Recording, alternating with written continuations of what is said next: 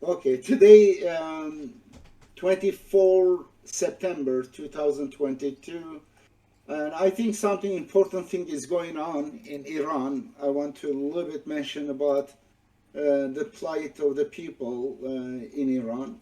And they are, it is an oligarchy, it is a monarchy, you can call it monarchy. And this is a Shiite religion imposing their religion on people, turning the country into hell, and there is no freedom, and people are forced by so-called moral police, which is immoral, and it is immoral to push morality, to impose morality on people by force. And therefore, Iranian people are fed up with this regime, and this regime is also very corrupt. User, I'm sorry, certain financial corruptions is incredible, and bribery and also theft from government. Mullahs right now, they have amassed incredible wealth in foreign countries, such as in Russian banks and others. Therefore, it is a corrupt, is a regime of theft and idol worship. And therefore, we need to support the Iranian people's quest for freedom, and especially the woman against women recently. And Hamza Gina Amini was became a symbol of freedom for women, and we empathize with their struggle, and I hope that this time they will be successful. I know the regime is very corrupt, very cruel. They will kill many, perhaps right now hundreds, but it may reach thousands. They are more cruel than Shah regime.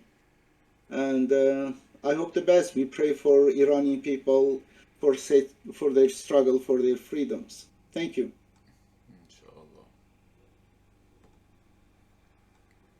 Thank you, Edip. Right. So, who wants to go first? Is it now? Is now a good time to ask questions? Anything, just I wanted to have a brief Oh yeah, introduction. We can discuss, we can have a small chat. yeah, No problem. I'm not expecting any structural. yeah. Uh, Cause yeah. I have a question. Um, Go ahead, Atish.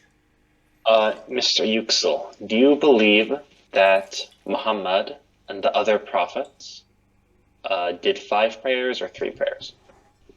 yeah, I know you are stuck in number of prayers in Reka. I think forever you will be discussing this issue. Um, to me, I don't know. I don't know. We don't have a video recording of Prophet Muhammad. We don't have, besides the Quran, we don't have other reliable information. Therefore, the only source of is the Quran. Whatever you understand from the Quran, you are responsible of that. You don't need to follow me or someone else just because they say so. Therefore, from the Quran, if you understand 3 prayers, go ahead, do prayer time, 3 prayers. 5 prayers, go ahead. And tomorrow you may find you are making error in the understanding. God will forgive you because there is no maliciousness in that. And you submit yourself to God alone.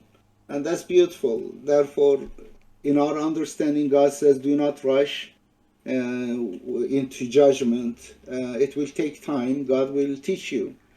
And there are few places, few issues you may not be clear on that, and that's okay as long as you are seeking the truth and you are doing your best to understand the message. You understand 99%. Don't be so greedy. Let 1% stay there. And yeah, that's it. I really appreciate that answer. Just I think oftentimes people assume things about the prophets that we just don't have information for. So I really appreciate the honesty. But so you believe that even if we're praying 5 times a day, right? If we, or the majority of submitters out there, I guess maybe you don't consider them submitters or whatnot, that's still fine. because as long as you're reading the Quran sincerely, whatever interpretation you get from the Quran is fine. There is no hurting another person. There is no idol worship, and there is no harm.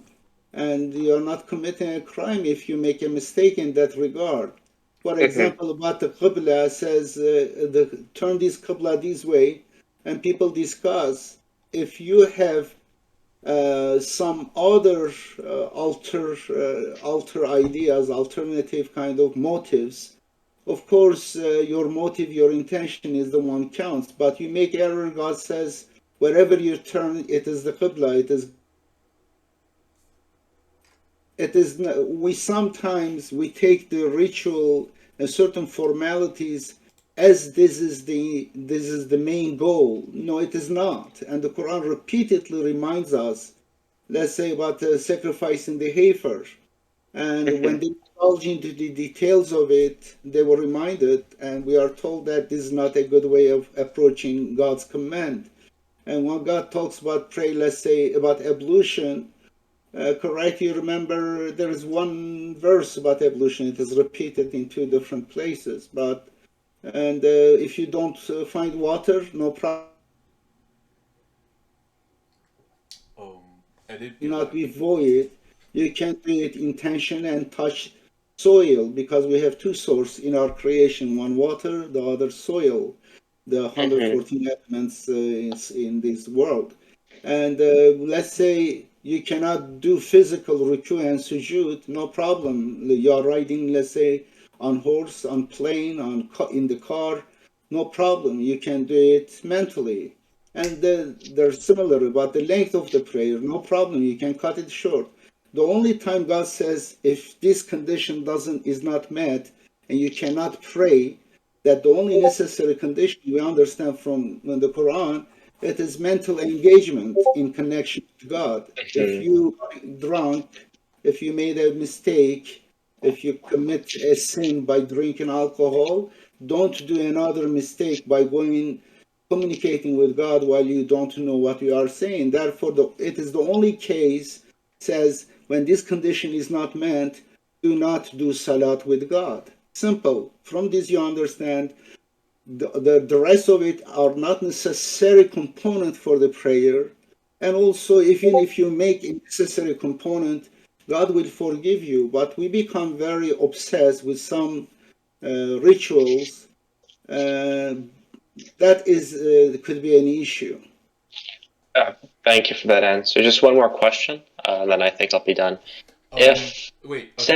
For example, I'm sorry. I just want to add something. So I do agree with Edip on everything he says, and that we shouldn't divide just because some people believe in 3 ritual prayer or 5 or even 0. Okay, I think as long as we are on the state of salah, that is avoiding doing the evil and shameful deed and remembering God and doing the good stuff, we should be united on that, right? And the minimum requirement is you believe in one God, you believe in the afterlife, in the judgment day, right?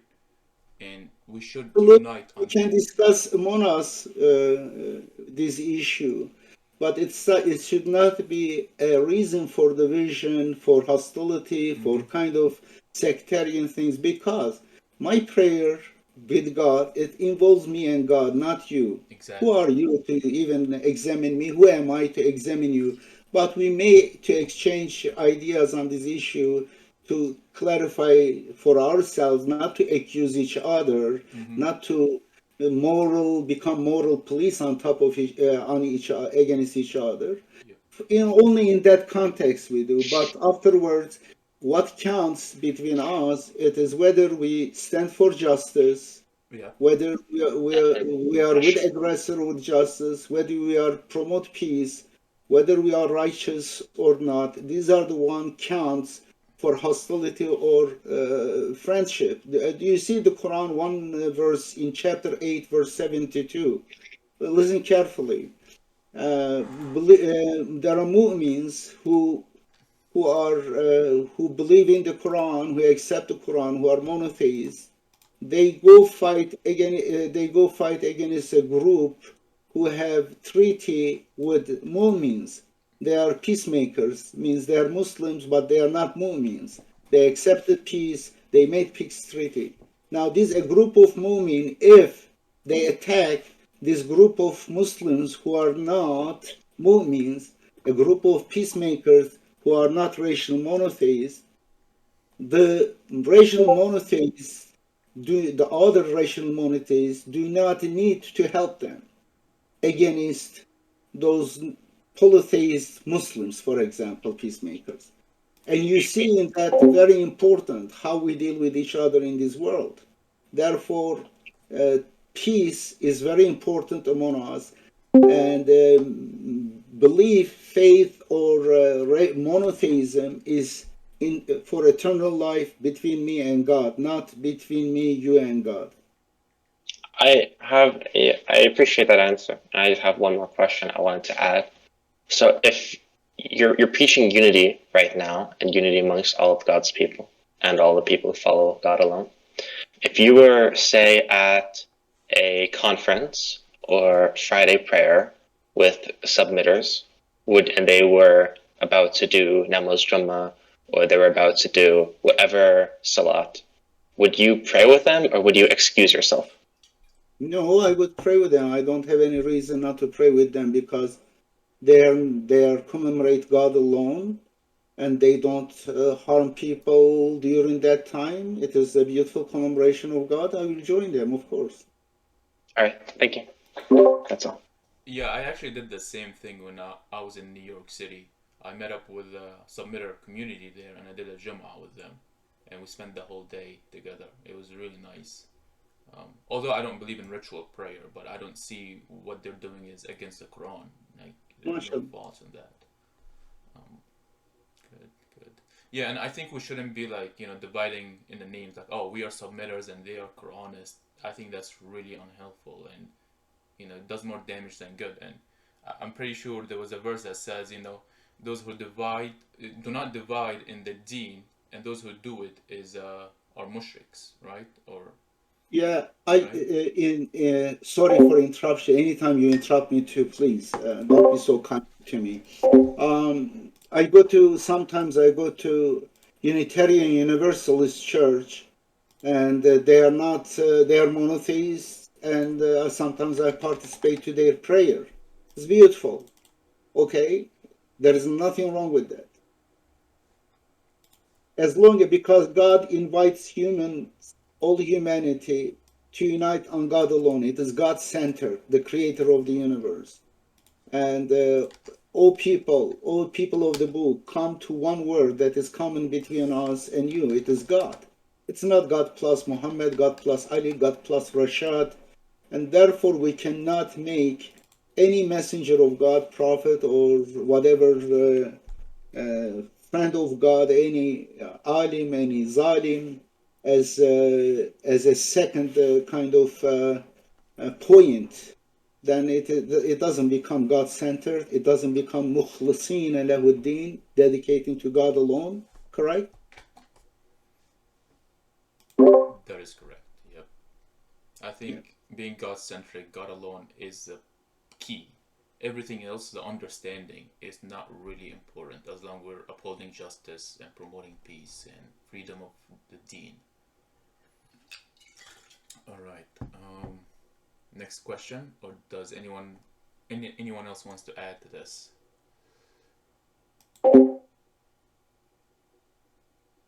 Out of curiosity, do you host a Jummah service where you live, or do you Yeah, just do one online? we do on virtual. In fact, I would like to, if you can join us. It was before COVID. We were meeting in a.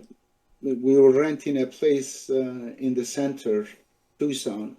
Mm. But right now we are a small group. We are meeting via virtual Zoom. If you want, I can send you the link next Friday. You could join us.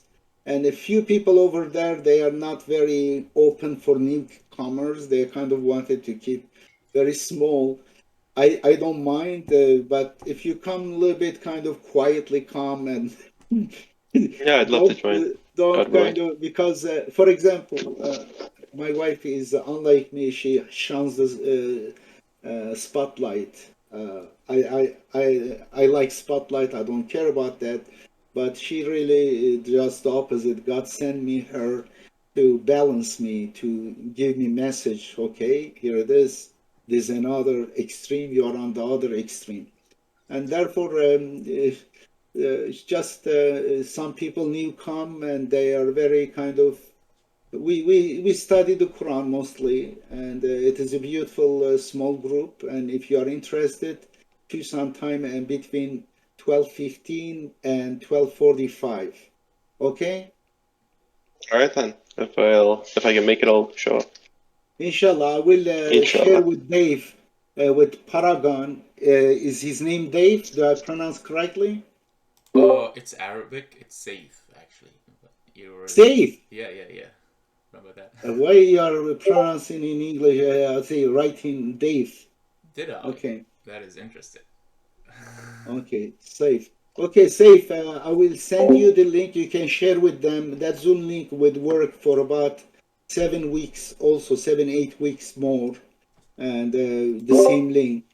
And Okay. I will share with you through WhatsApp, and then you can share with other brothers and sisters. Perfect. No Thank you very problem. much, Mr. Yuksel.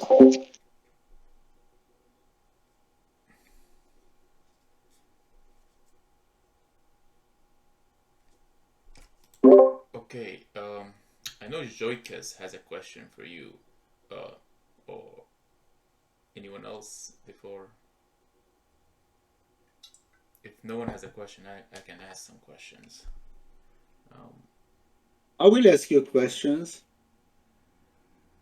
Hello? yeah. Oh wait. So one question for you, Edip, actually. Yeah. It says, can we pray internally instead of praying externally? So I think it's more What do like you mean internally, I think externally? what they're saying is, can we do a mental prayer instead of like the physical prayer, like we have to get up and do sujood? Um, I do think the essence of the prayer is mental, but the physical also I think it helps. supporting Yes. that prayer, affirmation of that mentality is also good because we are made of both mental and body. When you say hi to someone, you also smile. Even you extend your hand, you shake your hand, the hand. Yes, mentally you are welcoming the person, but physically also you express your welcoming.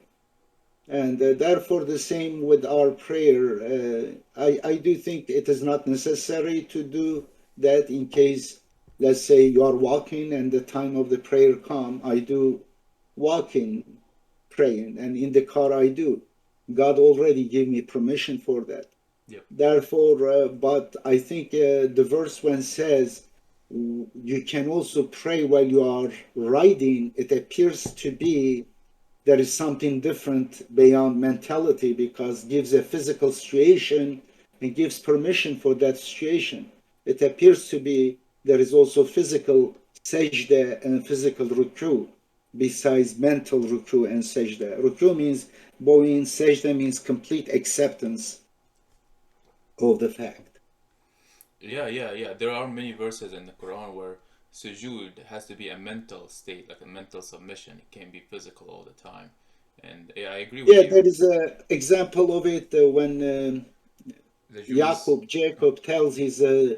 children to enter Egypt sujadan, Mm-hmm.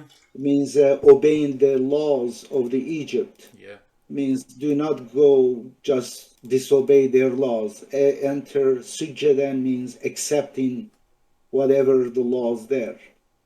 Yep. That is correct. That's chapter 2, verse 58, if anyone interested.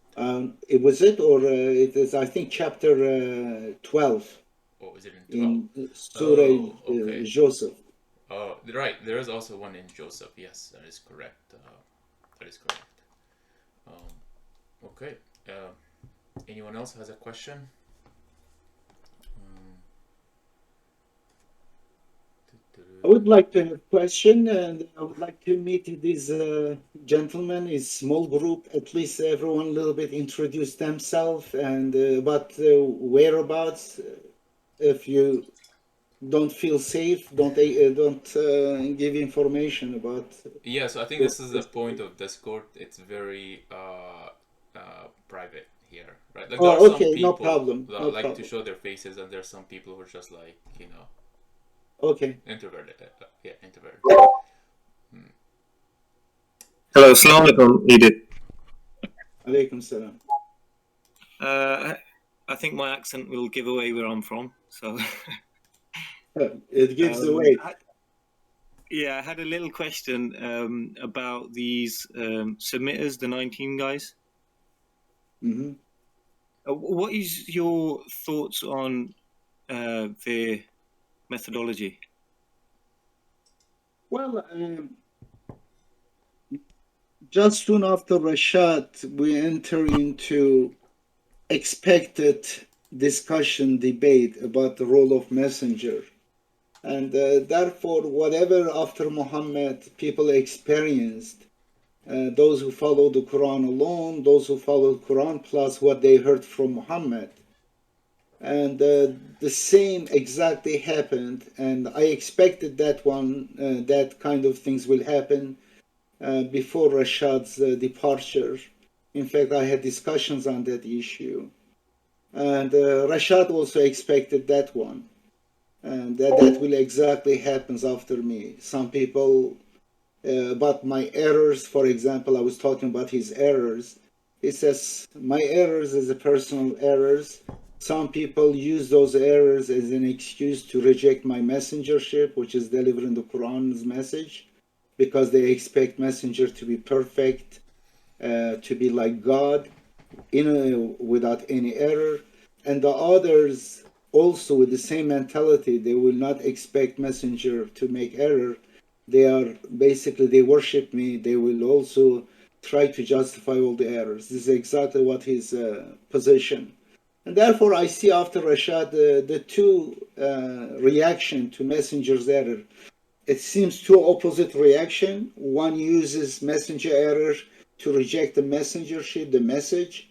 The other sees use the messenger error as basically whatever they try to justify it. They worship the messenger, and both of them in denial of the message, because the message is only God is the one that knows everything, doesn't make error. Human messenger, in their understanding, they can have shortcomings, they have limited knowledge. For example, those who worship Prophet Muhammad, they cannot accept any new information in the Quran for the later generations. For example, they ask us, well, if 19 is correct in the Quran, which is obvious fact, then how Prophet Muhammad did not know it? It is impossible for them to imagine a prophet who is also a human being, who has limited understanding of God's message, because it was not meant for him, it was meant for later generation. They cannot imagine the knowledge contained in the Quran could be more than the knowledge contained in Prophet Muhammad's mind. The same with those who unfortunately idolize Rashad Khalifa. Therefore, it started soon after Rashad. In fact, 3 days before, 4 days before his assassination, we had started debates, and then it created a very interesting point for both directions, for three directions, in fact.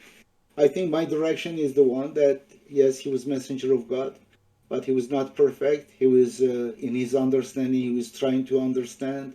With time, he was correcting his understanding. He was removing the influence of Sunni religion from his mind, but it was taking time. This is God's Sunnah, this is God's law. God says, do not rush into understanding, into make a comment, interpreting it. It is up to us. It is for us to explain it to you. It means do not rush. Yes, thank you. Yeah. Unfortunately, I So, see. Yeah, go ahead. so you mentioned that you accept him as a messenger. What was his message? Rashad, when I was in Turkey, in fact, before he declared his messengership, I was perhaps the only one who claimed that he's messenger. In fact, I wrote a letter to him. That time I hadn't met him. But when I studied the Quran, when I studied his work, I said, "You are the messenger of God," I said, sent to these people. And that time he did not have declared his messengership. In fact, he just published this few statements from me in later, months later, in Muslim Perspective, when he declared his messengership. And it is very clear that he was messenger because of the secret of the Quran, the number 19, major discovery.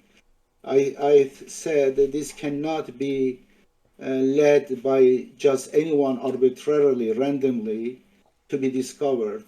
If God preserved this miracle, 19 times 74 lunar years, and let it to be revealed in 1974, which is in chapter 74, the timing of discovery is predetermined by God, and God did not allow anyone to discover this, which seems very obvious fact.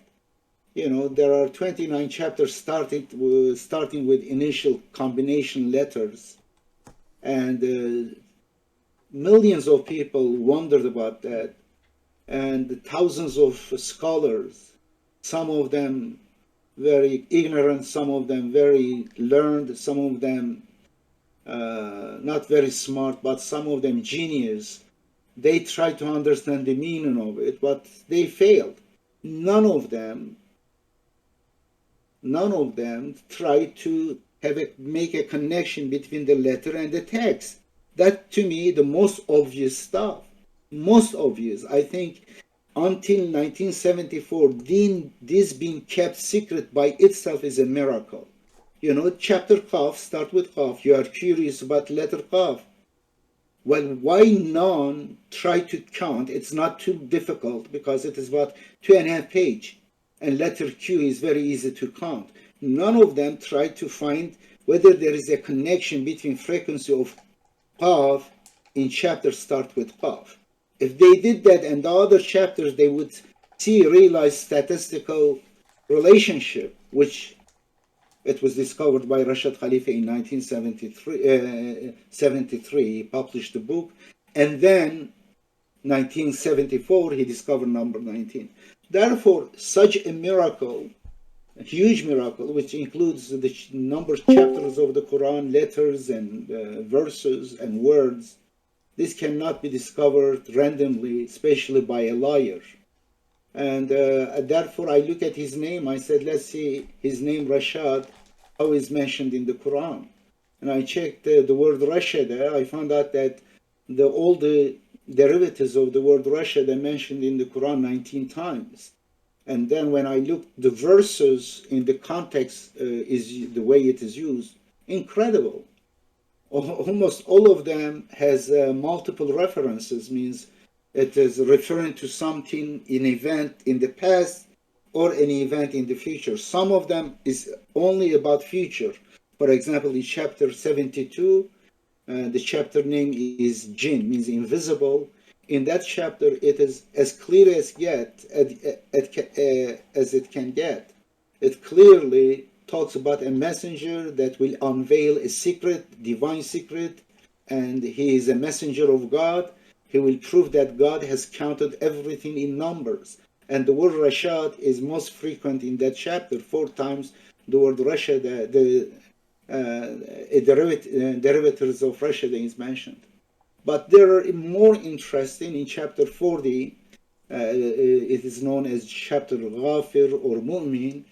In that one, too, the form of Rashad is mentioned twice, and there are a number of verses sandwiched between Sabila Rashad and Sabila Rashad, means the path of guidance, the path of guidance.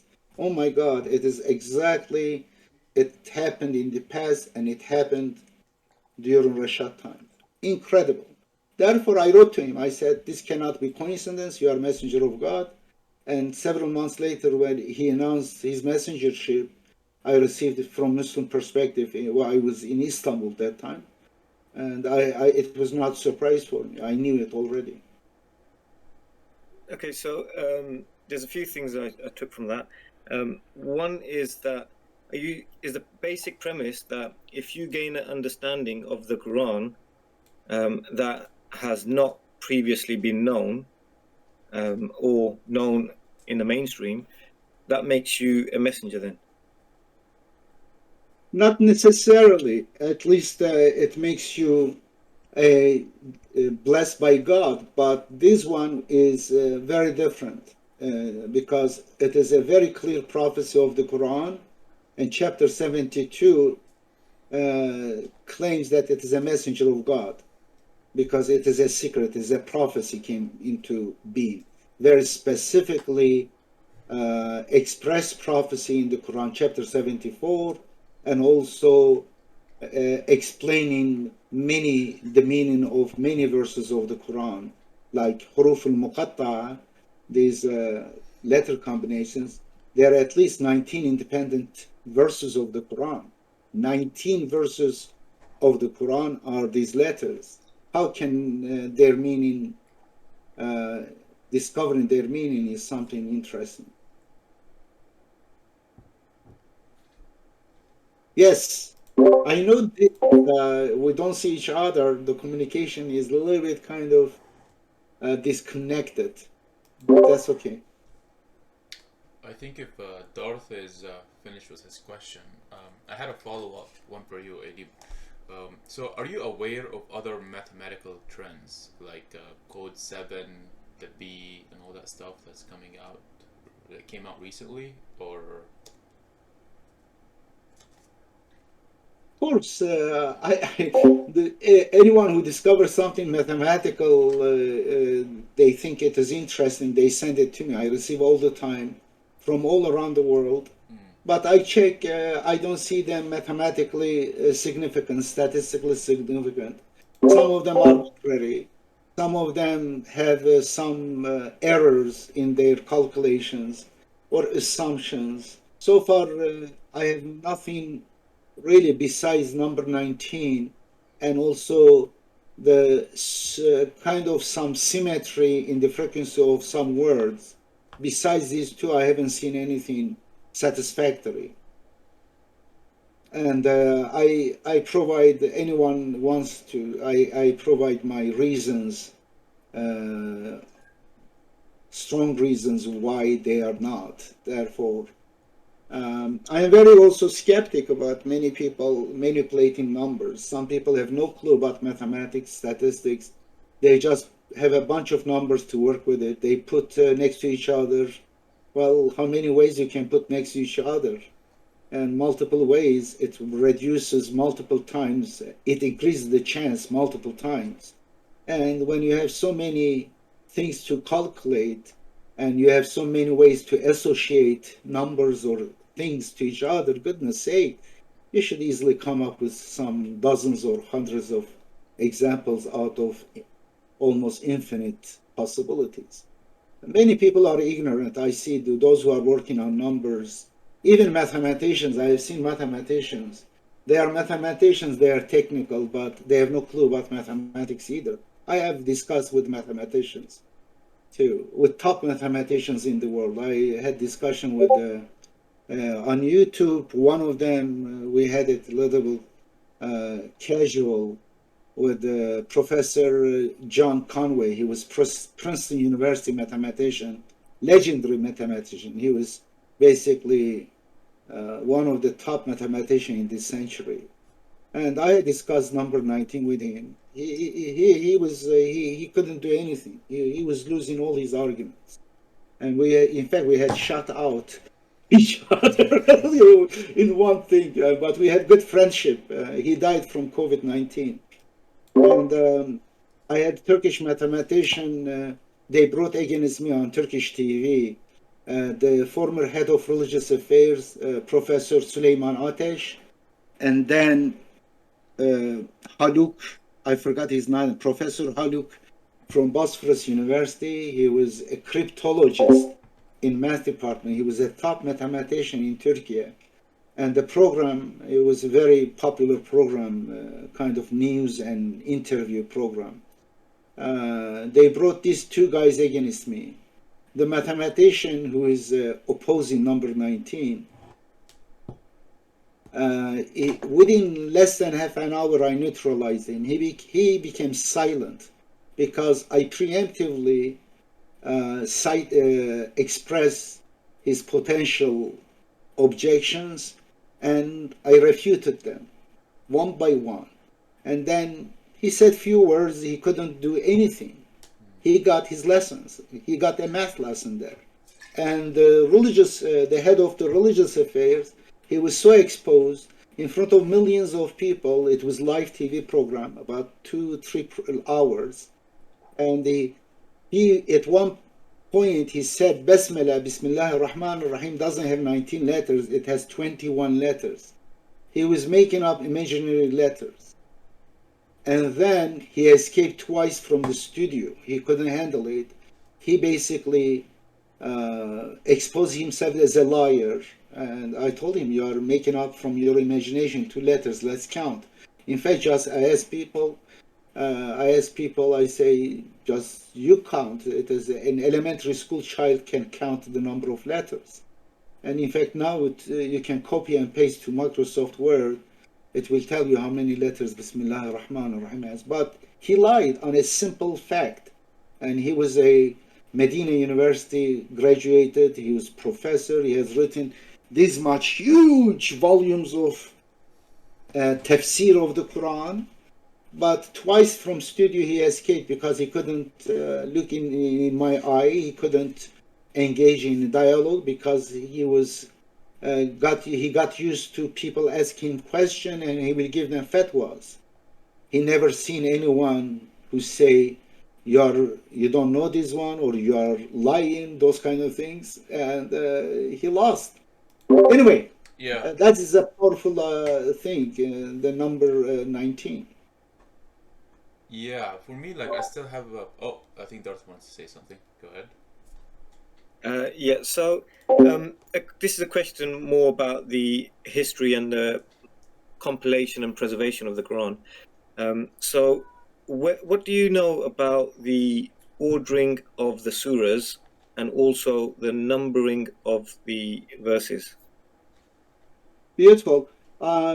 Darth Veda, did you deliberately misspell the last name? I think it was Vade, correct?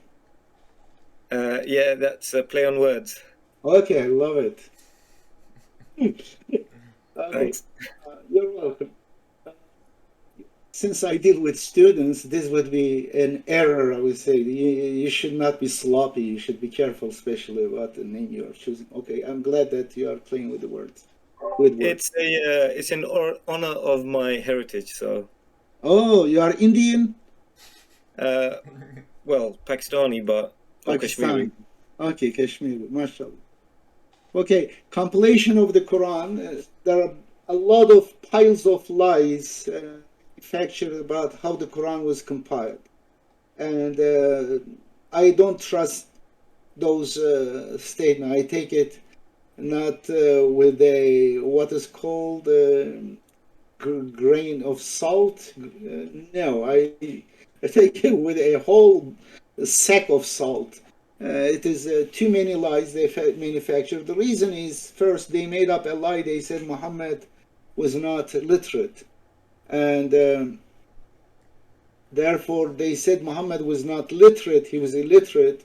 And therefore, later, and also when they burned the original, the Quran that was written by Muhammad, this appears to be correct because we don't have it. Therefore, the narrations, stories about that, it is basically correct. The details may not be correct, but it is lost. And it is said that Marwan burned it. It was with Hafsa. But whether the names are correct, the date is correct, it could be questioned. But the reality is we don't have the original manuscript written by Prophet Muhammad. And but I do believe that the Quran was written by Prophet Muhammad, and later certain versions were copied. And what Osman did, it was copying the original versions. And now, the chronology, of course, is different. You can tell from the verses The order of the Quran shows they are not chronologically related. In fact, they appear to be disorganized, which is another subject why the Quran has this kind of organization or lack of organization. With the exception of few chapters, like chapter 12 is organized, is a very interesting story. That there is a start, there are plots, there is a development of the story, there is conclusion, and there are characters. There is a very that means the author of the book can tell you a story from the beginning until the end the way you expect. But the Quran is the construction structure of the Quran is very unusual, and I think there are very good reasons for why it is that way. Some ignorant people do not understand; they do not think properly. As far as for today's organization of the Quran, I think that it was ordered to Prophet Muhammad by Jibril to put it this way and that way, and the verse numbers is there. Yes, in oldest manuscripts you don't see the numbers after the verses, but the verses are separated from each other through some dots, and this separation by itself it makes it number. If you have, let's say, 5 sentences separated with dots, then you say the third sentence means the sentence that from the beginning you count 1, 2, 3, the third. The number is there. You don't need to write the number.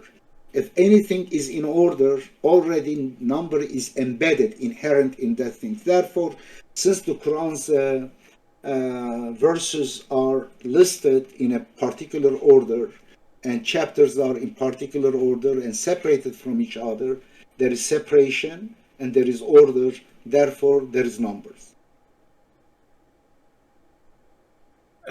Have you come across verses in the Quran where they seem to be split over 2 verses, but they're clearly one verse? There are some manuscripts who are unusual or who are not following the most common manuscripts. Yes, there are some. So wouldn't that throw off this code 19? No, the reason very obvious. The reason is very obvious. We, in a manuscript that we had in our hand, the most common manuscript, we discovered number 19 there. Now, and then this number 19, after it is discovered with so many examples that it is beyond probability, then we found out there are some errors in this manuscript. It becomes correcting, self-correcting, because the codes have error correction capabilities. Anyone who is involved in coding, computer coding, they know that one of the reasons for coding is also to create error correction function, to embed also error correction function in those codes. And the mathematical code of the Quran is exactly like that.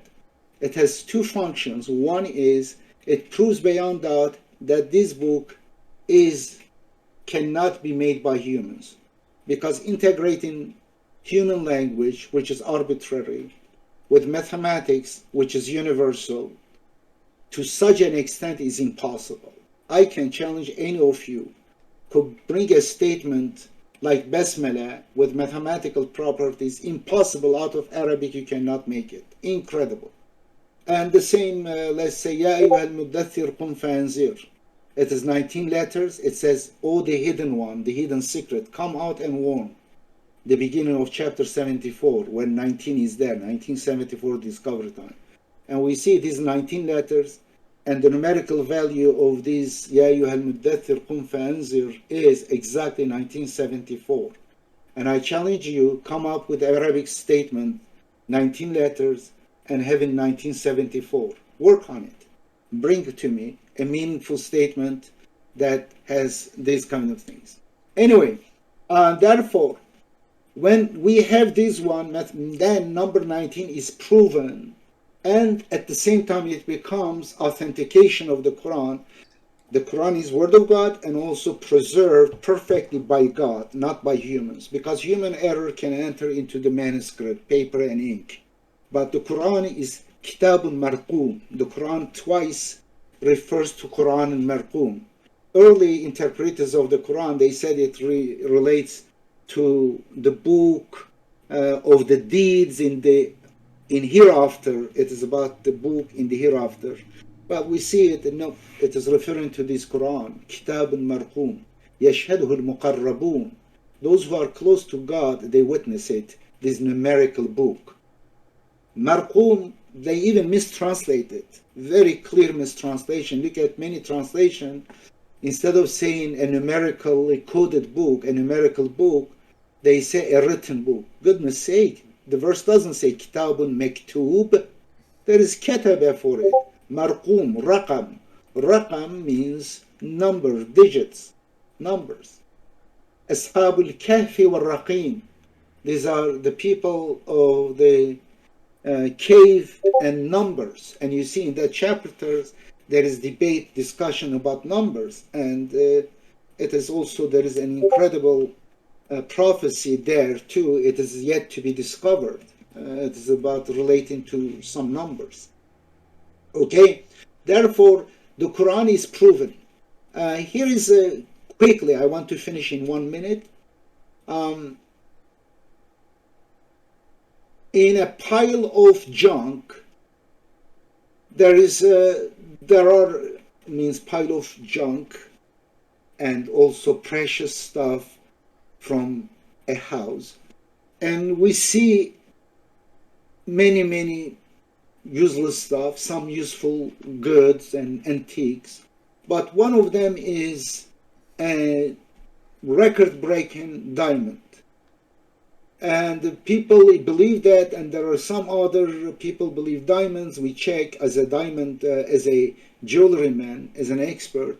I check them, I see they are not diamonds. They look like diamonds, they are kind of shaped like diamond, and but they are crystals. They are, some of them, glass. They have nothing to do with diamonds, some of them plastic even. But people believe in them to be diamond and stuff. But when it comes to scrutiny, they lose. But one of them stand out. It is the Quran. It is like diamond. That diamond is different than others. Diamond, it is pure carbon, like graphite. But unlike graphite, it is the hardest material, because the connection of the carbon atoms is different in the way it is connected. It makes it the hardest material. It makes it diamond. Therefore, when I prove that this is diamond, you come up with some stories about this diamond. You say, well, this diamond is brought by this kind of people, they are liars. Or this diamond was discovered in the junk, therefore it is not diamond. I care less. I said this diamond, physically and chemically, is witness to itself. I can testify, I can prove it that this is diamond. I don't care about those stories about this diamond. Whoever, let's say, the most lying person, the most unreliable person brought this one. I care less. This is diamond. Do you understand? Yeah, no, I actually agree with you, and I think that's a great point, because it shows how, strength is not just based on an element alone, but how it's interacting with itself, with the structure, right? Because that's why diamond is so hard. It's based on the structure, not the number of proton electrons. Yeah, it is not only claim. Yes, go ahead. Yeah, no, so we have a few questions here.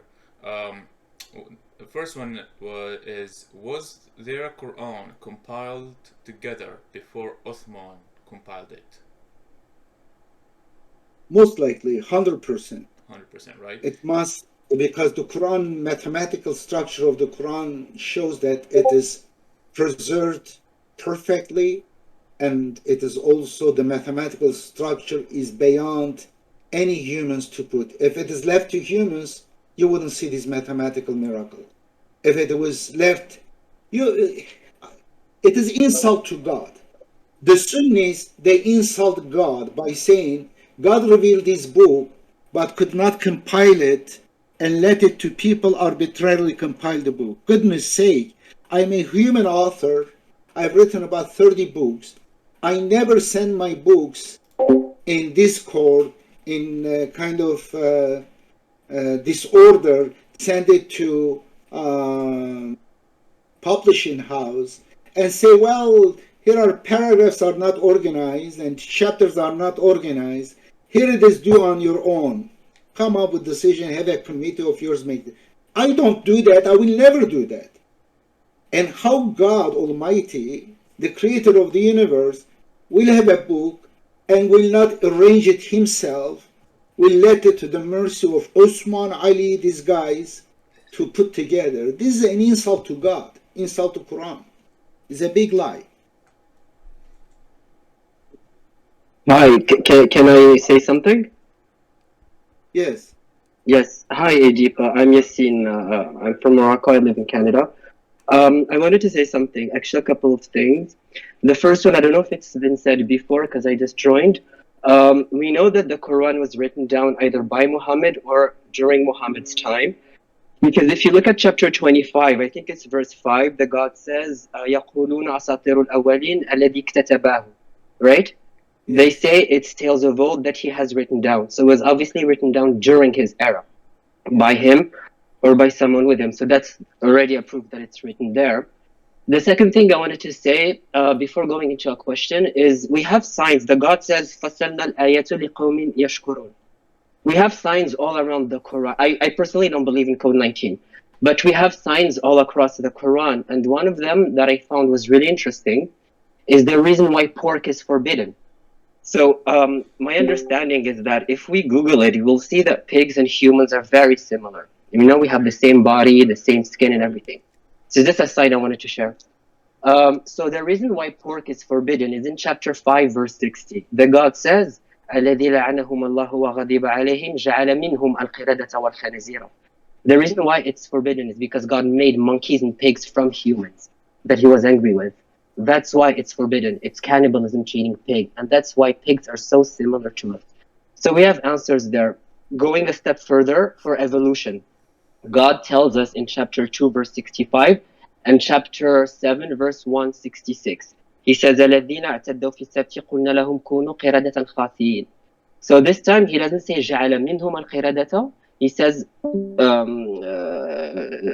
kunu. So it's a transformation.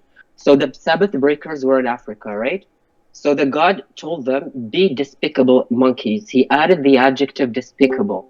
When you look at what scientists claim to be our human monkey ancestor, they look like despicable monkeys. They're neither human nor monkeys. They were in Africa as well. So this is another sign. Yo-yo, yeah, you are making certain claims which is not justified by the verse. It is Oh, this is my understanding. Yeah, I disagree with your understanding. I think it is not physically about becoming monkey and stuff. It is about their nature, and monkey is associated with mimicking the stuff. It is closeness to humans. One, yes, there is genetic closeness of monkey and things, and heifer also close to humans. Many mammals are our relatives. But it is about their mentality being close to like mimicking, muqallid. For example, if you are Sunni, you are muqallid. If you are Catholic, you are muqallid. Muqallid means a marked animal that marked to be slaughtered and that it is herded by it is with garland put on their necks and animals, muqallid. And this is really becoming like monkey and pigs. But you're referring to which verse, the 560, where he says جعل منهم القردة خنازير, or you're talking about when he says كونوا قردة خاسئين? Or do you see it as the same verse, as the same story? The same one is extra describing the nature of it. But I think this is absolutely metaphor. And the Quran, for example, لقد خلقنا الإنسان في أحسن تقويم. We created human in the best manner. And ثم جعلناه أسفل السافلين. And some people think about the body of humans is the best. No, it is not.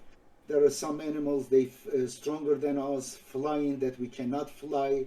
Our body is not the best. In fact, our body has a lot of problem in our bodies. Correct? It get when we run, it stinks and we get diseases, we get germs, we die, and the body dies, and the body is not really very good, and there are a lot of ailments, a lot of deficiencies in some of humans, and therefore it is not about the body of human, it's about what makes human and is receptive of God's message is human mind. It is logic, and God made human in the best way that can understand God's message. But some goes down because they betray God's reason, God-given reason. And your lack of your problem with number 19, it shows that you have problem, my brother.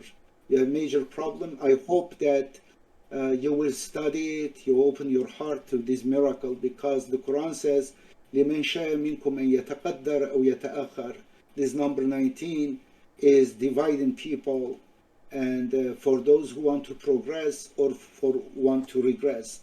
Therefore, to me, that if you haven't studied it, of course, inshallah, you will study. But after studying it, if you still do not witness it, there is a problem with you, my brother.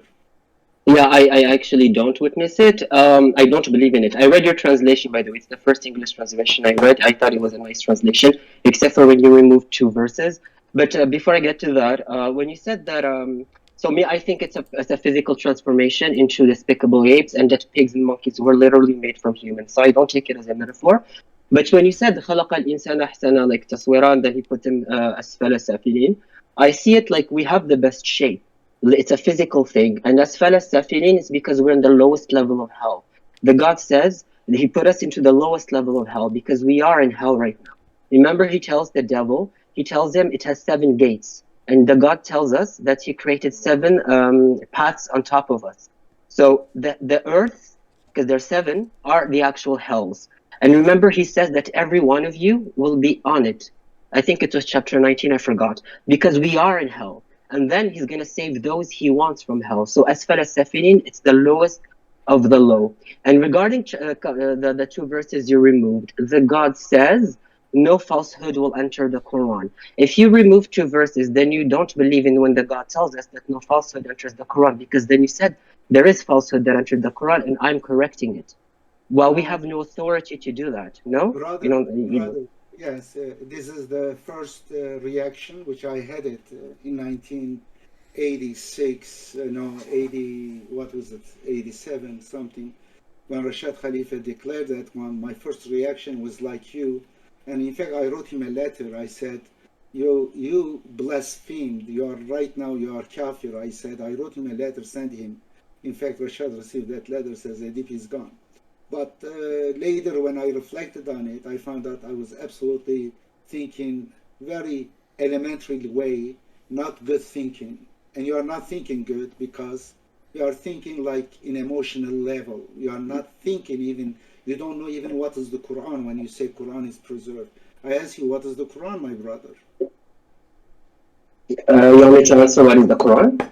Yeah, is the Quran Mus'haf? What is Mushat? For me, the Quran is the words of God, which He sent down to Muhammad, which has been preserved. Yeah, hold on. If it is Mus'haf, we have multiple different Mus'haf, some different writings, different spelling.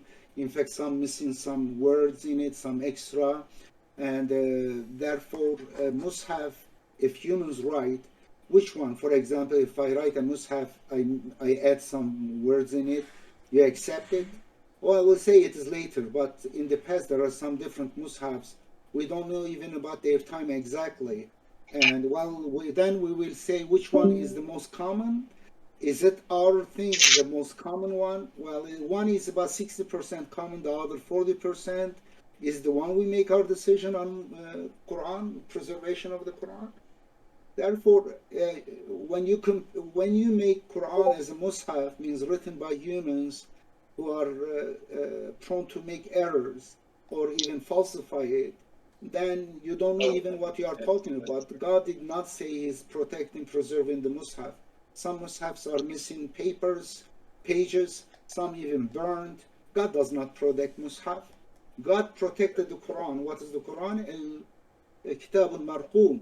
It is a knowledge that is preserved, and it is mathematically coded book that is preserved.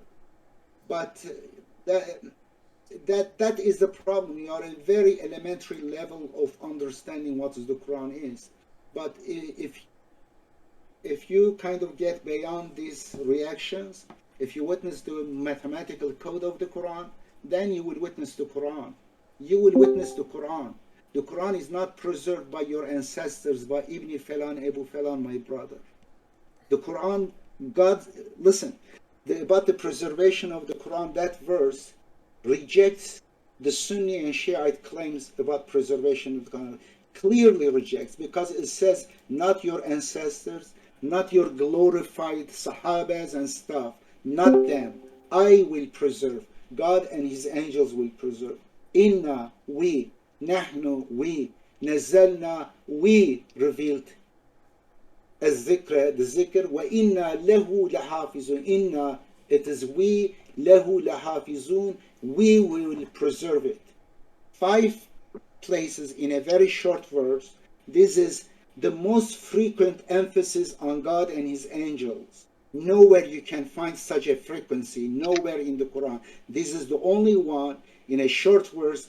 5 repetition tells us that God will preserve the Quran, not the people who you worship, not humans. In fact, the Quran is preserved despite people. In fact, they lied.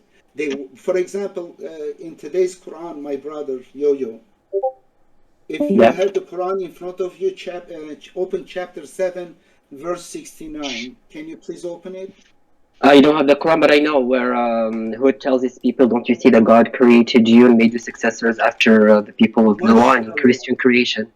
Yeah, that's a verse. Sorry, just to quickly say something. That's a verse I think that talks to us about evolution, in the sense that the God tells us, Hud tells his people, وَزَادَكُمْ فِي الْخَلْقِ بَسْطًا. Khalq is creation. So Neanderthal to Homo sapien, I think, is answered in verse 69, because sorry, go ahead. I have no problem with evolution. I think evolution is God's design in creating humans. But but not evolution, Darwinism. I don't believe in that. We don't come from monkeys. Just to make that clear. It is possible. It is possible. We are related to each other. And Darwinism doesn't state that we come from monkeys. Yeah. Okay. Well, whichever evolution monkeys, I just believe in the monkey. No, there's no such thing as evolution that talks about coming from monkeys. Yeah, that's made up. Right. But that chap, mashallah, I'm very proud of you. You remember the Quran. That means Thanks. you dedicated your time to the Quran. Beautiful, mashallah. And therefore, if you look at the Arabic, there is a word bastatan there, brother. And look at the word bastatan. It is written with sad. On top of it says yukra will be seen. Do you remember that one? No. Do you know Arabic?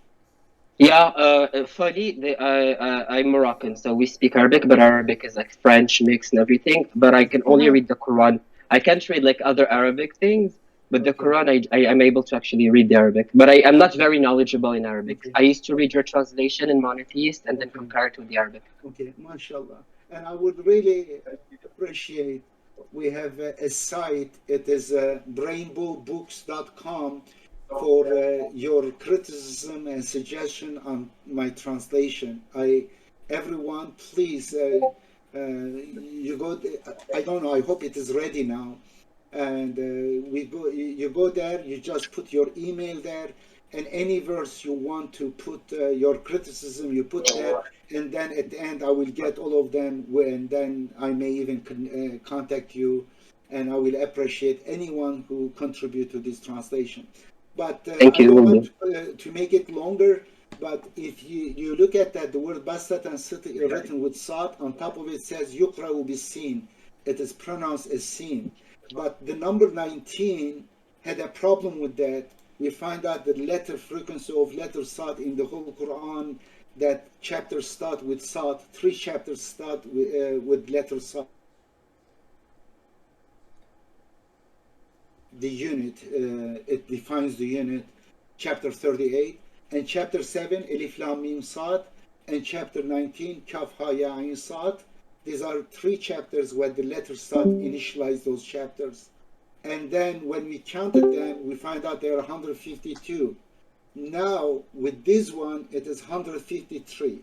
Therefore, based on number 19, we said this is a suspicious one because it is on top of it written, this is pronounced with sin. This must be spelled by sin, not pronunciation. It is a lie. And then Rashid Khalifa made this claim without seeing any former oldest manuscripts. I was in Turkey at that time. Like you, I reacted to this one terribly. I said, no, this is not possible. The Quran is preserved by God. If one letter is misspelled, then a word could be miswritten and a verse could be also false. And therefore, I find it a slippery slope and creating doubt about the Quran's authenticity. In my mind, that time, Quran was Mus'haf like you do. And therefore, I had reaction to this one. I couldn't believe it. And I went, I knew there was one of the oldest manuscripts was in Süleymaniye library. That time I was in Istanbul. And then I got permission from the director of the library. And then I went to check the Samarkand, the Tashkent copy. And it was not full copy, I knew it. But I hope that I will have this verse there. And I was able to find it. It was exactly written like Dr. Rashid Khalifa predicted based on number 19. It was Bastatan with sin. There is no sat there. There is no Yukra'u bi sin. Bastatan with sin. Exactly number of letters become 152. Letter sat. 8 times 19. Now, we see there are 3 hadiths in 6 Sahih books, 3 books. There are hadiths about the spelling of this particular word bastatan. Imagine, I don't see any other hadith that focuses on spelling of one particular word except this one. And then the hadith says, Jibril, the angel of the revelation, told me, instructed me to write this with Sad. Aha. These are 3 so-called Sahih hadiths. Now we know they are lies. Why they were fabricated? Because when one manuscript written with Sad, the other manuscript with Sin, those who misspelled with Sad, they supported their misspelling with a lie. 3 times lying. Check it, hadith books about this one. Now, this exposed 2 things. This experience, that the Quran is not Mus'haf, it is a coded book, Kitabul Marqum. It is in the heart and mind of those who are given knowledge. It is preserved by God, not the writers, the scribers, not people, by God through His code. And the Quran is not Mus'haf, is separate than Mus'haf. Mus'haf can be burned, error can enter, but the Quran doesn't. But I know it may be difficult for you at one time to digest this information, but it will transform you. Thank you. Okay, if I could just continue with our discussion from earlier on. I had a follow-up question. So, if I understand correctly, Code 19 only works by removing 2 verses? They are not 2 verses. When you ask this question, you assume that you prove there are verses of the Quran, they are part of the Quran. The burden of proof, in fact, is on you. How do you know they are verses of the Quran, God? Do you have any evidence besides the head, the number of the people believe in it? We have the evidence from the Quran. All other 6,346 verses testify that these 2 do not belong to the Quran. We have testimony of the Quran. The letters of the Quran testify. The words testify. God's attributes testify. The number of chapters, Bismillahir Rahmanir Rahim, all of them testify, reject this to be belonging to the Quran.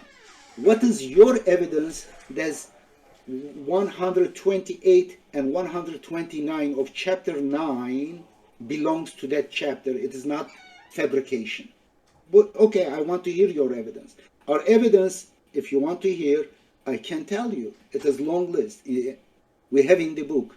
In 19, God's signature in nature and scripture, I have listed all those evidences. How many evidences you have? Give me just one evidence that these two belongs to the Quran. Okay, so I'm assuming that was a rhetorical question back at me. Yes, go ahead. Right, so the thing is, I see a slight contradiction there because you're using what you're now claiming is the unpreserved Quran to prove the preservation of the Quran via Code 19. So if Beautiful. It appears to be. Yes, it appears to be contradiction. It is not. If you know again about error correction of the codes, how it happens, how it's not contradiction, the same thing exactly happening here. The no, so book, my point being is yeah, that if someone was able to slip in two verses into the Quran, then how can you even trust that the numbering of the verses is accurate? Because I've come across 2 or 3 examples where clearly the sentence in the verse hasn't finished, but the verse has been split into 2 verses. So if you start removing those instances and combining the 2 verses back into one verse, how it clearly reads, then suddenly Code 19 doesn't work. So yeah. I Again, understand that you have this mathematical how much calculation. did you study this mathematical code? Have you at least, how many books on this subject? There are a few books. Tell me what you understand, because this is my experience, my brother. Those who reject Code 19, 99% of them, they just heard from here and there. They may read snippets here and there. They have no clue what they are rejecting. Most of their rejection based on their dogmas, their inherited dogmas. Therefore, my question for you, have you studied this? I would love to discuss with you details of this. But if you haven't studied, your knee-jerk reaction, you are doing it because in your mind must be preserved. The Quran is not mathematically coded, and it is preserved by our holy Ibn Falan, Abu Falan. Of course, you will have this kind of arguments. You will not even want to learn it. But if you So study I'm not using the Musaf argument. I think you guys are, because you're saying that you're using the text, the script, the written version of the Quran to decipher this Code 19. Whereas I'm saying that how can you even go by if you're already saying that these 2 verses don't belong in the preserved Quran, then you're kind of like contradicting your own claim from there on. yeah, Because you're saying it it's appears in elementary level when you look at that problem, it seems contradiction. In a calculus or algebra, you will not comprehend it. Right now, beautiful. I love the way you are thinking. Absolutely. In one level, lower level, if you don't have much idea about what is this code about, this should be your first reaction, which I would react. I reacted exactly the same way. I understand, empathize, but trust me, if you study it, you will find your answer. I don't need to educate you. It is very simple. You will understand it. And so for I've had example, it I give you maybe. one more example, 2 examples, because examples sometimes is good to understand. I gave you the word Basatan. In today's manuscript, it is written wrong. Mathematical code of the Quran expose it. And then we see some of the oldest manuscripts written exactly as predicted by this verse. There are about 300 letters in the Quran. With Twitzer, we picked this one. We said this is error. And some of the oldest manuscripts affirmed and supported this prediction. Another one, and with a hadith professor I discussed several years ago, he accused us of doctoring the Quran in order to make up number 19. He accused us of adding letter Alif in Wahid to make it 19 because the numerical value, abjad value of Wahid is 19. It is incredible pattern in God's names. It has a very interesting interlocking mathematical system, a table. And then he said, you add it. He said, can you show me a manuscript, Al-Rasmi Uthman, a single manuscript that writes this wahid with alif and makes it 19. I said, no, I don't have. But I said number 19 shows that this must be in original manuscript. This must have been with alif. Beyond doubt, I said, this cannot be coincidence. Else says you are making up. You don't have any manuscript. Exactly, it appeared that way. And people who watch him, they say, wow, he won the argument. Edip lost, could not show a simple manuscript, one single manuscript. What happened? A week later, some people from France, when they heard it, I later, after this one, I made research. It's not easy that time to research about this subject because there are manuscripts, let's say, or certain fragments here and there, wahid written with alif. How can you search on internet? You cannot reach that page because in that page will not be, oh, wahid here is with alif. There's no such an argument in the past. Therefore, it is an Arabic picture. Therefore, it was not easy to search it. I knew that. But I tried about 2-3 hours. After 2-3 hours, I found one single page. It was in one of the museums in Germany. And in that one, I see first time in my eyes, very old writing. It was wahid written with alif. And then I published it. I shared it on Facebook that time. I said, here is, I was challenged by a hadith professor to find one manuscript that supports wahid with alif. Here it is, I found. And someone, his last name was Nehri, in France, he wrote back, he says, I have 2,000 examples supporting these. In fact, all of them are with alif. And some of them older than today's so-called 7 manuscripts. And here it is another proof that this is incredible. It has error correction function, my brother. Okay, sorry, I think I may have come across the wrong way. I've never claimed to know anything about Code 19. I have looked into it a few times, or tried to look into it, but every time someone tries to explain it, I have to make a few concessions. And that's where I get stuck with Code 19. So, for instance, I have to take for granted that the current preservation or the ordering of the Quran was as God intended. I don't think that's the case. I won't argue with why, but that's my first hurdle. So first thing is I need somebody to prove to me that the ordering of the Quran was as per God, God's instruction. Because if I'm correct, if you change the ordering of the Quran, that obviously has an implication on Code 19, because then suddenly the numbers don't work.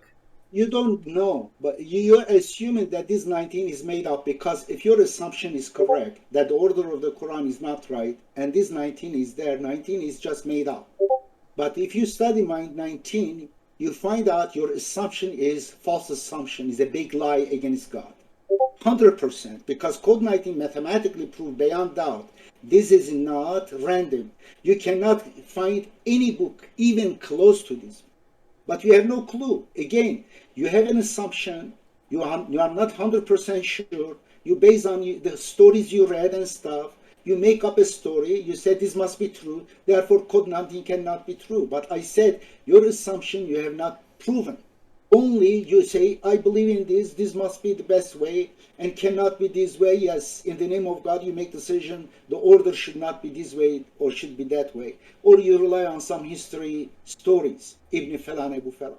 But the mathematical code leave no doubt that the order, today's order that we have in Mus'haf, is 100% designed by God, cannot be by human, because of the mathematical structure. Is such an incredible, integrated, and it has a pattern that it cannot be coincidence. But I want you to study, but you will not study because you have bigotry right now. I'm open to studying it. But as I said, I have to make a few concessions then to then get into it. So, for instance, numerology, right? So the way I understand, I guess you could say, some form of numerology in the Quran, if it is present, then for me that would have been a sign for people, a certain group of people who already understand numerology, like these guys who are into Kabbalah and stuff like that. It would have been a sign for them because they would have looked into it before they accept the message. They would have been trying to verify, is there some sort of mathematical coincidence here? So, I mean, there may well be a code 19, but for me to then say somebody has discovered this, to me doesn't make them a messenger, because you don't become a messenger by discovering something. You become a messenger by being given something. It is the same problem like previous generation had against messengers. Exactly, you have the same problem, my brother. They wanted to repeat the previous messenger things, because since their religion are inherited by their parents, through their parents, they are not open to God to have a different way. They say, for example, as Prophet Muhammad, show us the miracles of the previous generations, like miracles. God says, no, isn't the Quran enough? Well, that time exactly they thought like you know, a messenger, they have a rule, an assumption for God. It must be a miracle, like have a ladder to the sky, or bring us a treasure from the sky, part the sea, revive people like Moses did, like Jesus did. They exactly expected the same thing. Therefore, with the very excuse that right now you have, they rejected Prophet Muhammad, because they expected repetition of what, to something, justification of their own belief. They were not able to open to God. Well, God is the creator. He can show us different miracles, evidences, not exactly like that. Therefore, it is your own problem. You are making trouble, excuses not to see the miracle, not to see, recognize the messengership. The same exactly problem repeated in the Quran by the objectors of the messenger. All right, nice. Brother Edip, we have a question. Um, uh, Someone is asking. They're curious whether you think Ibrahim, alayhi salam, worshipped the sun, moon, the stars, or do you think Ibrahim was demonstrating the absurdity of idol worship?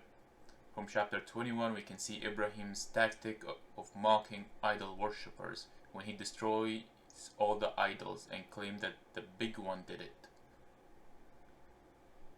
Yeah, he was obviously reasoning. It was rhetorical argument he was making. It doesn't make sense. A person who knows, the moment that comes into thinking about God, knows already moon is setting, because moon is not setting in 20 years. Sun is not setting in 20, 30 years. It sets every day. Therefore, this knowledge, came to about the God thinking, did not know that moon will set, sun will set. The following day realized, moon set. No, stupid. This doesn't fly. There is no even a fraction of 1% chance that Abraham, just discovered moon setting after these arguments. No, it's Right. ridiculous. So he was making up an argument to kind of passively aggressive Of mock them. course, He never Abraham took them is as a great. worship, right? He never took this. Absolutely. He was Okay. making an argument. Let's assume. He says, assume this is my Lord. Well, it's a setting. And let's assume sun is our Lord. It's a setting. Means they are contingent. In philosophy, we call it contingent and absolute. Yeah, Contingent things cannot be God, Yeah. because they are subject to change. What is forcing them to change? And they are changing. They are not reliable. Yeah. And therefore, Ibrahim is Hajj started with Ibrahim, not Hajj started, but Abraham is given as an example good Hajj, someone who does arguments. Hajj means making arguments. And Yeah. beautiful arguments he has in the Quran, multiple arguments. Right, right. And lastly, is not lastly, but is hijab mandatory? So I guess it's a female is asking this. Hijab, the word hijab, Yeah. in sense, first of all, in sense that Sunnis understand, is not instructed by God. Even head covering there is no in the Quran, but the Quran tells believers, believer women, to protect themselves from harassment, cover their chest, and lengthen their garments. and be modest. And but this is an instruction for them, for their own good, for their own preservation. Doesn't tell men to mandate it on women. There is no worldly punishment for it. Neither there is no even eternal hereafter punishment for them too. It is about you want to be preserved, protected from harassment of man. Right. Cover yourself. And that doesn't say you will go to hell if you don't do that. No. But this is overly exaggerated by Sunnis and Shiites. Half of their religion, it is women's body and hair. And unfortunately, but there is no really mandating. Yeah. They have this saying, getting married is like 50% of the deen or something like that. So half of the religion is the woman. No, So it you makes can sense. see it. Their obsession with women's hair, with women's leg, is sick, Yeah. unbelievable. And it shows also that time during that time in Medina. Medina means citizen. How do you say? I'm sorry. Uh, I forgot about the word citizen, not civilization. I'm Civil. sorry. Okay. Medina means a city of civilization. And there it seems there were women who were walking with their bare chest, their boobs out. They're basically, their breasts were open. And they were kind of subjected to harassment, and they were thought they are kind of open for promiscuous relationship. And therefore, when some of the people became accepted Quran, and they continued, they walk bare chest, the Quran says you are harassed by people, therefore cover your chest. Right on. And I think we have a question from Reinhard. Reinhard. Yes. uh, I'm Numan from Istanbul, Turkey. I have another question about Rashad Khalifa. You believe he's a Rasul, and he obviously preached the Quran, and you also say that he was human, so he made mistakes. So, how much of his teachings were actually revelation, and how much of it was his personal understanding? Do you think? Like, it has been a while since I read them, but there were stuff like a specific way of praying, the Prince of Chaos, the reason we came to the world, the age of accountability, and things like that that weren't so clear to me in the Quran. Yeah, you are responsible of the Quran. His whole message was Quran, nothing but the Quran. The whole Quran, nothing but the Quran. He never claimed that my understanding or me, my words, and should be added to the Quran. But he is like all of us, he has certain understanding, and with time he would make corrections. And you may read them, but they, if you just follow them, and besides the Quran, or even you see they are contradicting the Quran, you follow them, you are in trouble. Like exactly Muhammad, followers of Muhammad, they did it. You will be doing the same thing. You're replacing Muhammad's hadith attributed to Muhammad, or even his own words, or you will edit Rashad appendices, subtitles, or words to the Quran. Nope. Quran is a numerically coded book. Is proving God's word. We are only responsible of the Quran, not Quran plus Rashad's understanding, not Quran plus Edip's understanding. I am responsible of my own understanding. You are your own. Rashad was responsible of his own understanding. But in my discussion with him, I found it he had great insight into the Quran. He was a beautiful guy. I had debates with him. Maybe 2/3 of the case I would lose the debate, and 1/3 of the times I would win, or a certain percentage. And mostly I would lose because he was older than me. He had to work on the Quran longer than me as a monotheist. I was just new.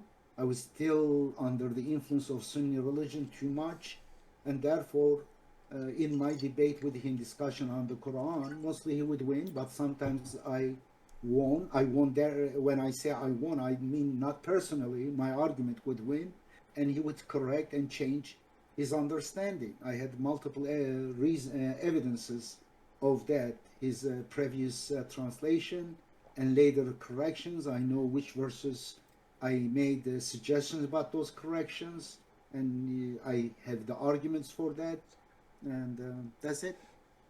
So anything other than the Quran itself and the miracle of 19 is just his personal understanding.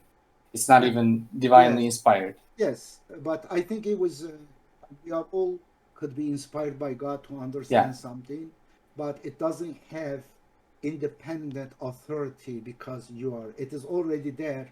For example, his inspiration about number 19, it is a matter of just a point, connection with 19. The rest of it, I don't need even his book to witness the number 19 because it is all in the Quran. But just open to that secret. That opening it was God's thing. It is just like like the Big Bang, the beginning of the Big Bang. The rest of it can be understood, can be tracked. But that point is secret.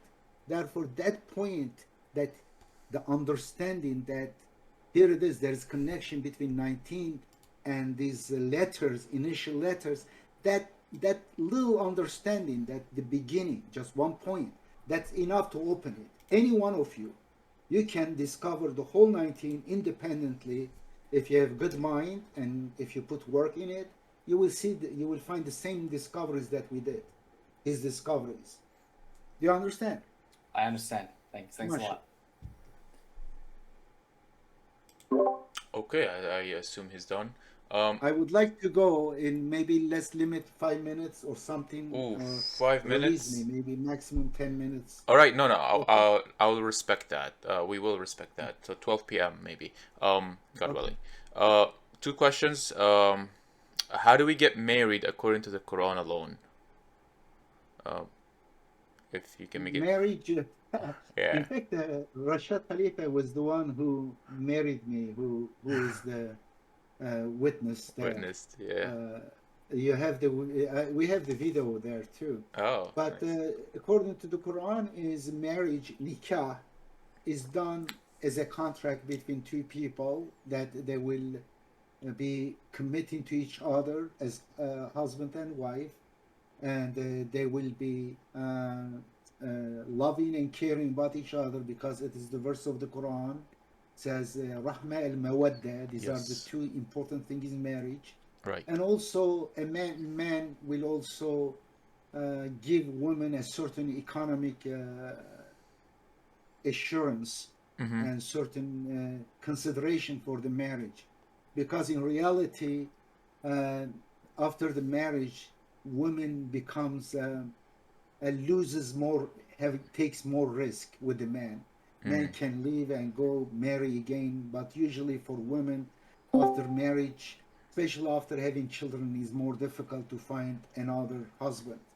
Therefore, in order, and also if women doesn't work, especially during pregnancy and childbearing, they should have economic reassurance so that they will not be wholly dependent to the husband, and it become very dependent. The husband can abuse women and the dependency of women.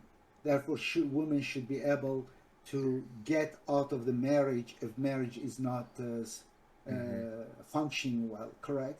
Respect, And yes. that's it. And there should be some witness in order to be enforced, that in case it goes to dissolution, at least people will come, both parties, they enter, try to keep the marriage or have an amicable divorce.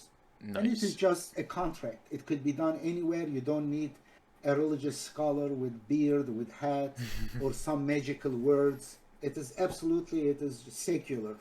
But believers of who pray to God, it is their choice. But it Right. is not part of the marriage. I agree too. And what is the difference between a messenger and a prophet, a nabi? Nabi, in the Quran, what we understand, Muhammad was the last prophet, but doesn't say last messenger. And in the Quran, there are other verses that God will send you messengers, and all the time to people, and and therefore we understand a messenger is the one who delivers God's message. It could be a new book, then that messenger is also Nabi, but every messenger is not Nabi. Nabi means a messenger who receive a book, and Neba means news, a new book. And therefore, Prophet Muhammad was the last Nabi, means last prophet who received the last book. The Quran is the last book, last revelation. And messengers will come to maybe have certain understanding of the Quran, maybe timed by God, and all maybe corruption of the understanding of the Quran, to eliminate that corruption commissioned by God, supported by God, to clarify those confusion done by hypocrites. Nice. Now, okay, this is my question. In chapter 3, verse 81, I know a lot of submitters use this to kind of justify Rashad as a covenant messenger or prophet or whatever. It is very clear there that it says the prophets will be giving scripture and wisdom, and when a messenger come to them with confirming their message, they have to support them, right? So a Nabi is someone who's giving a scripture, right? A messenger is someone who just delivers a special scripture, but it doesn't have any wahy, maybe? No, every messenger is not Nabi, but every Nabi is messenger. That is correct. Yes, a I agree messenger with that. could be Nabi at the same time, but every messenger is not Nabi. Yeah, I think the phrase Rasul and Nabi was used, right? Was it Nabi? Yeah. Anyways, any more questions? If there is no questions, maybe you wanna give us like a. I would like to add one thing. It's interesting that the traditional Sunni narrative has this understanding reversed. They say that not all Nabis are Rasul, only some of them are Rasul. Yeah. Nice. Yeah. Okay. I think we're done from our side. If you wanna say goodbye or anything, please. MashaAllah. Yep. God bless you. Thank you very much. Nice meeting you, gentlemen. Yes. Inshallah, we'll meet each other again, maybe one time through YouTube. I like YouTube, through Zoom, and seeing each other, all of us. We can make it And happen. maybe Sure. in the future we will do. And anyone, please don't take it personally. I don't know your person. I cannot judge about your hereafter. Only about what you say, I make very strong statements, but the same I expect from you too. And please study this mathematical code of the Quran, because it says it increases the faith of those who affirm al-mu'minun, and also the people of the book. It removes that doubt about the Quran. And hypocrites and kafir means ingrates, they will not understand it. It is very important. This is exactly it's happening like that.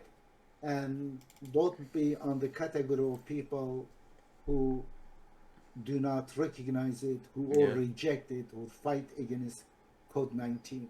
It is a test, like miracle of our times. And God sent miracles to distinguish those who look for evidence or those who deny the evidence. This is a great evidence. If you check why you believe in the Quran, why you believe a particular verse or chapter is God's word, you will find out you don't really have evidence. But the Quran invites you to have evidence in your anything you believe. It must be based on bayina, ayah, and hujjah. And the Quran, throughout the Quran says, bring your burhan, bring your evidence. I love that And verse. thank you. You're welcome, and Take thank care. you. I'll send you the peace. Salam. Yes. Well, that We was just left. fun.